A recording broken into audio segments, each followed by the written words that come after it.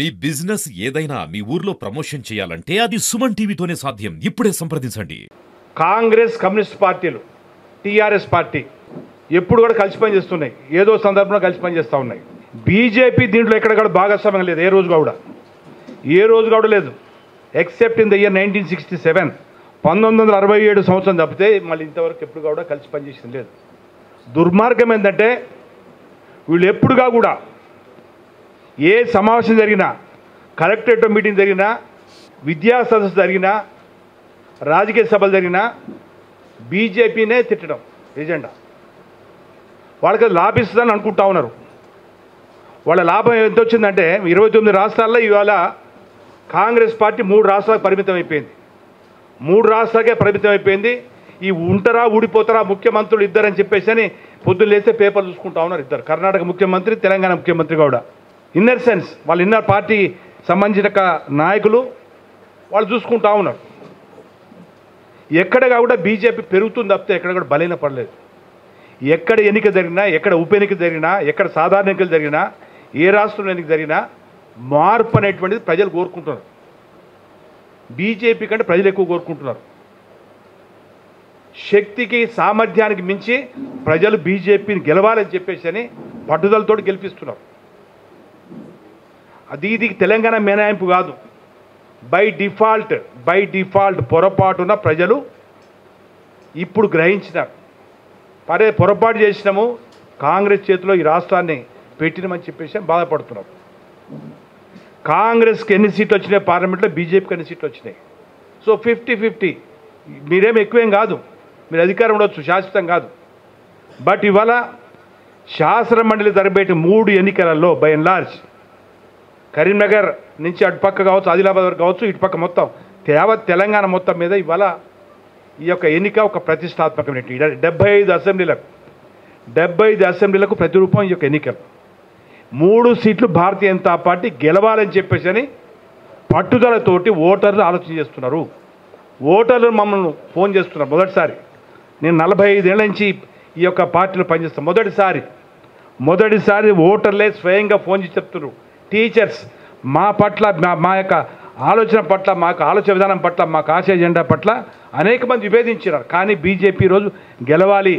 Right party BJP, right persons in BJP, right party BJP, right persons in BJP అనే విషయాన్ని స్పష్టంగా వాళ్ళు తెలియజేస్తున్నారు. కాబట్టి మాతోటి విభేదించిన వాళ్ళు కూడా మాకు ఈరోజు కోరుకుంటున్నారు మా యొక్క గెలుపును. కాబట్టి మరి విద్యావంతుడు, విజ్ఞానవంతుడు, రాజకీయాల్లో ముందు నుంచి లేకున్నప్పటికీ ఒక మంచి అధ్యాపకుడుగా, ఒక పెద్ద ఉమ్మడి రాష్ట్రంలో పనిచేసినటువంటి పీఆర్టీ యొక్క అధ్యక్షుడిగా కూడా గతంలో పనిచేసినటువంటి అభ్యర్థి మా యొక్క అభ్యర్థి.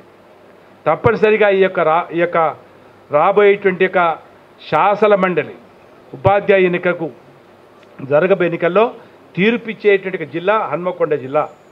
ఈ హన్మకొండ జిల్లాలో 4500 ఓట్లు ఉన్నాయి. 4500 ఓట్లు కేవలం హన్మకొండ జిల్లాలోని 2 అసెంబ్లీ కాన్స్టిట్యూన్సీలు ఉన్నాయి.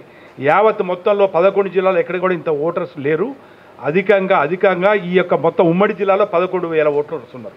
అంటే దాదాపుగా 25,000 ఓట్లలో సగానికి దాదాపుగా 43-44% ఓటర్స్ ఇక్కడ ఉన్నారు. కాబట్టి మా యొక్క అభ్యర్థిగా కూడా ఇక్కడ, కాబట్టి భారతీయ జనతా పార్టీలో సమర్థించే అభ్యర్థిగా కూడా మా యొక్క అభ్యర్థి కాబట్టి సానుకూలత ఏర్పడ్డది. అదేవిధంగా రీసెంట్గా ప్రవేశపెట్టిన బడ్జెట్ అవుతుందో అది 100% ట్యాక్స్ ఎగ్జెంప్షన్, 6 లక్షల వరకు ట్యాక్స్ ఎగ్జెంప్షన్ ఉంటే ఈరోజు 12 లక్షలు చేసినారు. ఇంతకంటే గొప్ప అవకాశం ఎవరికి రాలే. 70 సంవత్సరాల్లో 100% ట్యాక్స్ ఎగ్జెంప్షన్ మొదటిసారి వేతన జీవులకు లభించింది. ఇండివిజువల్ ట్యాక్స్ కావచ్చు, ట్యాక్స్ పేయర్స్ కావచ్చు, మిగతా కార్పొరేట్ విషయాలు పక్క పెట్టిద్దాం. కానీ బట్ ఇండివిజువల్గా ఏదైతే శాలరీడ్ పీపుల్ ఉందో వాళ్ళందరికీ కూడా 12 లక్షల వరకు కూడా వాళ్ళకు లభించిందంటే చాలా గొప్ప విషయం ఇది. రిటైర్డ్ టీచర్స్గా కూడా దాదాపుగా 1,39,000 రూపాయల యొక్క పెన్షన్ ఏర్పడుతున్నది. పెన్షన్ వస్తుంది 1,39,000 హైయెస్ట్ వస్తున్నది. రిటైర్డ్ స్కూల్ అసిస్టెంట్, రిటైర్డ్ హెచ్ఎంకి 1,59,000 రూపాయల వరకు వస్తున్నది. కాబట్టి వాళ్ళందరికీ కూడా దీంట్లో ఉపశమనం లభించింది. కాబట్టి యావత్ అధ్యాపక వర్గం మొత్తం కూడా శాలరీడ్ పీపుల్ కాబట్టి దీని పట్ల సానుకూలంగా భారతీయ జనతా పార్టీ వైపు ఆలోచన చేస్తున్నారు. మాకు అభ్యర్థాన్ని బలపరచాలని చెప్పేసి ఆలోచన చేస్తున్నాం. Thank you. రాష్ట్రంలో 27వ తేదీన జరగబోయే యొక్క 3 ఎన్నికలు, ఒకటి గ్రాడ్యుయేట్స్ 2 టీచర్స్ ఎమ్మెల్సీ ఎన్నికలు. ఈ 3 కూడా రాష్ట్ర ప్రభుత్వం యొక్క పనితీరు ఏ విధంగా ఉంది అని చెప్పడానికి మేధావులకు ఒక మంచి అవకాశం వచ్చింది. ఈ కాంగ్రెస్ యొక్క ప్రభుత్వం అధికారంలోకి వచ్చినప్పుడు 6 గ్యారంటీలు 420 హామీలు ఇచ్చి అధికారంలోకి వచ్చింది. సంవత్సరం గడిచినప్పటికీ అనేక హామీలు నెరవేర్చడంలో పూర్తి వైఫల్యం చెందిన ప్రభుత్వం ఇది. ముఖ్యంగా టీచర్స్ విషయంలోనే చూద్దాం. పిఆర్సీ దేవుడెరుగు, డిఏలు ఇంతవరకు 3 పోయి 5 అయినాయి. 5 డిఏలు పెండింగ్లో ఉన్నాయి టీచర్స్కు. వాళ్ళ సరెండర్ లీవ్స్ వాటిని అవకాశమే లేదు. అంటే ఎటువంటి యొక్క దుస్థితిలో ఇవాళ ఈ ప్రభుత్వం ఉందో దీన్ని బట్టి అర్థమవుతుంది. అనేక పాఠశాలల్లో మినిమం ఫెసిలిటీస్ లేవు. చాలా పాఠశాలలు మెల్లమెల్లగా మూతపడే యొక్క పరిస్థితి కనిపిస్తున్నది. విద్యా వ్యవస్థను మొత్తం అర్బన్ నక్సలైట్ చేతిలో పెట్టేసింది. అంటే ఈ ప్రభుత్వం ఇదే విధంగా వ్యవహరిస్తే రాష్ట్రంలో ఏ వర్గం కూడా సంతోషంగా ఉండే అవకాశం లేదు. మీరు ఇక్కడ ఆర్ట్స్ కాలేజీలనే రైతు డిక్లరేషన్ అని ఇస్తిరి, మరి రైతులకు చెప్పినవన్నీ కూడా ఇంతవరకు నెరవేర్చిల్లా? అన్నీ ఏదో కేవలం కంటి తుడుపు చర్యగా బీసీ డిక్లరేషన్ విషయంలో మనం చూస్తూనే ఉన్నాం, జరుగుతున్న యొక్క రాద్ధాంతం విషయంలో. ఎస్సీ డిక్లరేషన్ అంటారు, ఎస్టీ డిక్లరేషన్ అంటారు, మైనార్టీ డిక్లరేషన్ అంటారు. ఏమైందంటున్నా అంటే అధికారం కోసం ఏది పడితే అది మాట్లాడింది. ఈ ప్రభుత్వానికి ఒక మేలు కొల్పుగా చేయాలని చెప్పి మేము సవినయంగా విజ్ఞప్తి చేస్తున్నాం. తప్పక భారతీయ జనతా పార్టీ కానీ కేంద్ర ప్రభుత్వం కానీ దేశంలో రాష్ట్రంలో ఎన్నో రకాలుగా విద్యా వ్యవస్థను అభివృద్ధి చేయడం కోసం ప్రయత్నం చేస్తుంది. పిఎం స్కూల్స్ దగ్గర నుంచి మొదలు పెడితే సర్వశిక్ష అభియాన్, అదేవిధంగా ఐఐటీస్, ఐఏఎంస్లో నరేంద్ర మోడీ ప్రభుత్వం వచ్చినాక ఎంత గతంలో ఉన్న వాటికి ఇప్పటికి ఎన్ని సీట్లు పెరిగినాయి, ఎంతటి యొక్క మౌలిక వసతులు డెవలప్ అయినాయి, ఇవన్నీ కూడా మనం చూస్తాం. అదేవిధంగా మొన్నటి బడ్జెట్లో అనేక సానుకూలతలు, ముఖ్యంగా టీచర్ లోకానికి, ప్రైవేట్ సెక్టర్లో పనిచేసే వాళ్ళు కానీ వేతన జీవులందరికీ కూడా ఉపయోగపడేటువంటి యొక్క అనేక మంచి మార్పు తీసుకురావడం జరిగింది. కాబట్టి మా విజ్ఞప్తి ఏమిటంటే ఈ యొక్క టీచర్స్ ఎమ్మెల్సీ ఎన్నికల్లో మా అభ్యర్థి పులి సర్వోత్తమ్ రెడ్డి గారిని గెలిపించాలని చెప్పి మేము ఉపాధ్యాయులందరినీ కూడా కోరుకుంటున్నాం. వచ్చిన తర్వాత మేము తీర్స్తామని చెప్పిండ్రు, కానీ ఇంతవరకు చాలామంది ప్రైవేటు విద్యా సంస్థలు వాళ్ళు ఎన్నో రకాలుగా ఇబ్బందులతో వాళ్ళ ఆత్మహత్యలు చేసుకునే పరిస్థితులలో ఉన్నారంటే ఇవాళ వాళ్ళు ఎంత బాధపడుతున్నారనేది తెలుస్తుంది. అంటే ఈ ప్రభుత్వం ఏ వర్గాన్ని కానీ ఏ వ్యవస్థను కానీ సంతోషపెట్టలేకపోతున్నది. కనీసం సంతోషంగా కనీసం వాళ్ళకు స్వాంతన కూడా చేకూర్చలేని యొక్క పరిస్థితిలో ఉంది. కాబట్టి ఈ ఎన్నికల ద్వారా ఈ రాష్ట్రంలో ఒక మార్పుకు సంకేతం ఇవ్వాలని మేధావులందరికీ కూడా కోరుతున్నా. అక్కడ గ్రాడ్యుయేట్స్ కానీ టీచర్స్ కానీ ఇక్కడ ఉండే ముఖ్యంగా టీచర్సు, ఇటు ప్రభుత్వ రంగంలో పనిచేసే వాళ్ళు, ప్రైవేట్ రంగంలో పనిచేసే వాళ్ళు, వాళ్ళందరికీ కూడా మేము సవినయంగా మనవి చేస్తూ ఈ 27వ తేదీన జరిగే యొక్క పోలింగ్లో మన వరంగల్ మరి వాసి వరంగల్ యొక్క దీంట్లో ఎక్కువ ఓట్లు ఉన్నాయి. వరంగల్ ఉమ్మడి జిల్లాలో, తర్వాత ఇక్కడి నుంచి అభ్యర్థి ఉన్నాడు.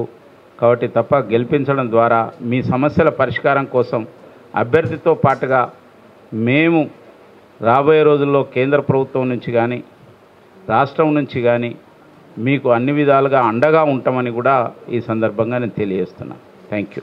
సమావేశంలో రాష్ట్ర ప్రధాన కార్యదర్శులు మిత్రుల ప్రేమంత్ రెడ్డి గారు ముఖ్య అతిథిగా వచ్చి ఇక్కడ ఇవాళ నిర్వహించిన కార్యక్రమాన్ని ఈ యొక్క నల్గొండ, ఖమ్మం, వరంగల్ టీచర్స్ ఎమ్మెల్సీ ఎన్నికల్లో గెలిపే లక్ష్యంగా బరిలోకి దిగిన పులి సర్వోత్తమ్ రెడ్డి గారి గెలుపు కొరకు అందరూ కృషి చేస్తున్నారు. ప్రతి ఒక్క కార్యకర్త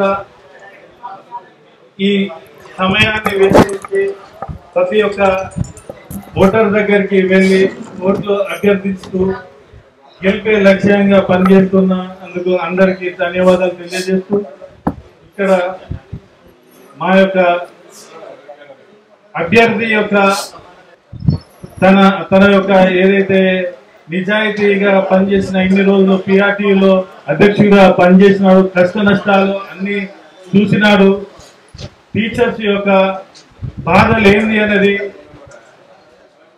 స్పష్టంగా తెలిసిన వ్యక్తి కాబట్టి అందరూ దయచేసి మా ఒక అభ్యర్థికి ఓటేయాలని కోరుకుంటూ మేము ఈ టీచర్స్ లో ఎన్నికల్లో గెలిపే లక్ష్యంగా పనిచేస్తున్నాము. మాకు రానున్న రోజులలో ఈ ఎమ్మెల్సీ కీలకం కాబట్టి ఈ యొక్క ఎన్నిక తర్వాత ప్రతి ఎన్నిక కూడా మేము విజయం సాధిస్తామని ఆశాభావం తెలియజేస్తూ